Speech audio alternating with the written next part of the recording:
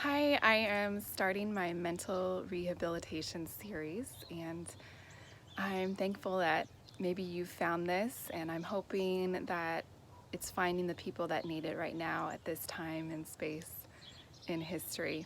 Um, I hope that you've looked at my blog and read a little bit about my story, and I just wanted to share some things that I've learned and how I'm growing in my wholeness and in my health overall as a person and as a woman.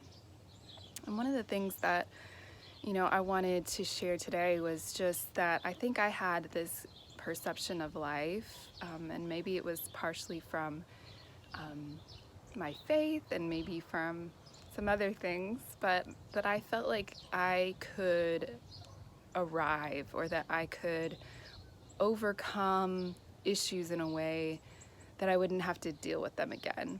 Or that if I just did X, Y, and Z, follow this formula, then I could be healed and I would no longer have these same haunting maybe problems or issues. And I believe absolutely we can overcome hard things. I believe that we can change. Like, I really do believe that. I believe that we can become freer people, that we can become whole, more and more whole.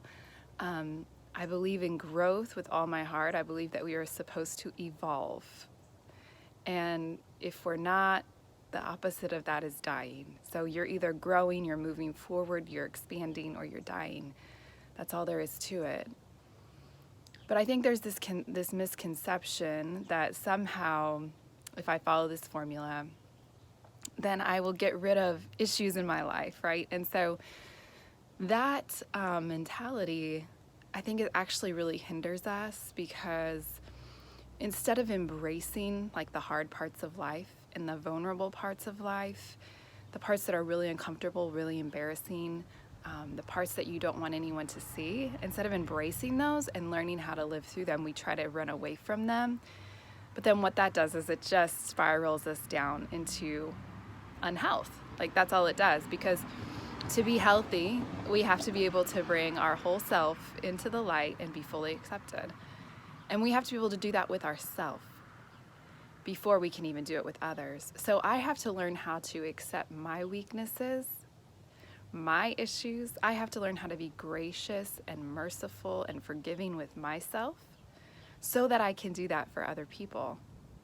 I have to dig into what I like to call the shadow side of myself, and I have to become comfortable with it and not scared of it.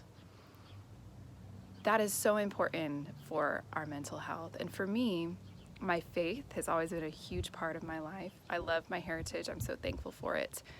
But in the evangelical Christian world, sometimes we get scared of the idea of, one, being human, and then of two, maybe looking at things outside of the Bible to help us understand things like maybe psychology or science.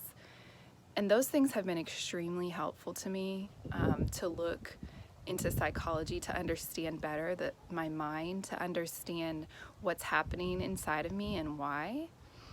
And science and psychology, all of these things help us, and they are all part of who we are. Psychology is the study of the psyche, or the study of the mind, this brilliant, beautiful mind that, if you believe in a creator, the architect of the universe, to study this beautiful thing that was created, there's nothing wrong with that. And so I want to encourage you today that might be a step to maybe seek out some understanding of your mind and your psyche, and to become comfortable with your issues, to become comfortable with your shadow side, and to embrace those things.